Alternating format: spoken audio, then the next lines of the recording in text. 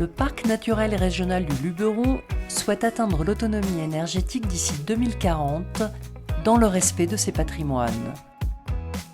La transition énergétique doit s'appuyer sur une démarche de sobriété et sur une planification territoriale de la production d'énergie. Ici, à Apt, l'entreprise de fruits confits Apt Union valorise ses déchets industriels grâce à la méthanisation. On produit 9000 tonnes par an de fruits confits. Les 3 sites de production ont des eaux de lavage qui arrivent jusqu'à la station d'épuration, que nous transformons par un système de bactéries en biogaz. Ce biogaz en fait est réinjecté dans le réseau GRDF. 12 000 MW par an, qui représente à peu près la consommation, en gros, la population de la ville d'Apt.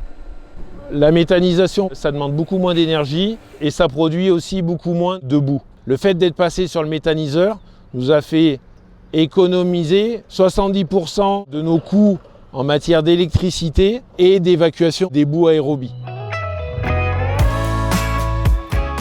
L'opérateur Provence Hydroénergie optimise les réseaux d'eau existants pour produire des microcentrales hydroélectriques. Ici, à Cheval-Blanc et à Mérindol, des microcentrales hydroélectriques sont installées sur des canaux.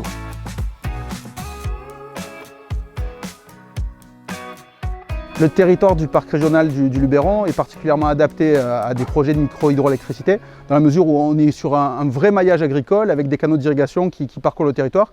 Le lien de Provence Hydroénergie avec le parc régional du Luberon, c'est que nous avons installé 2 microcentrales hydroélectriques sur des canaux d'irrigation, une première à Mérindol et la deuxième à Cheval-Blanc.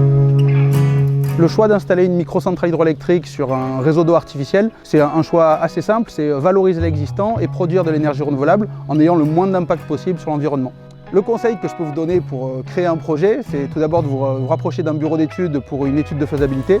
D'ailleurs, certaines études peuvent être prises en charge par l'ADEME qui vous aide et qui vous accompagne sur ce type de projet.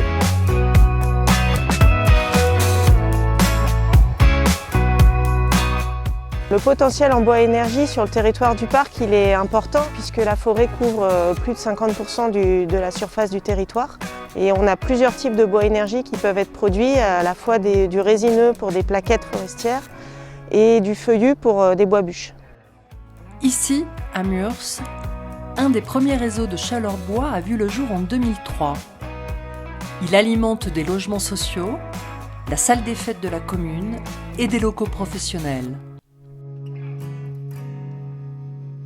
Pour les collectivités qui veulent utiliser du bois énergie sous forme de chaleur, l'idée c'est d'utiliser des chaufferies à plaquettes forestières, mais d'une certaine puissance pour pouvoir chauffer non seulement un bâtiment, mais peut-être aussi alimenter tout un réseau de chaleur.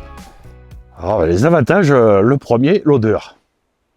Ça sent bon, la fumée, quand elle fume, ça sent bon.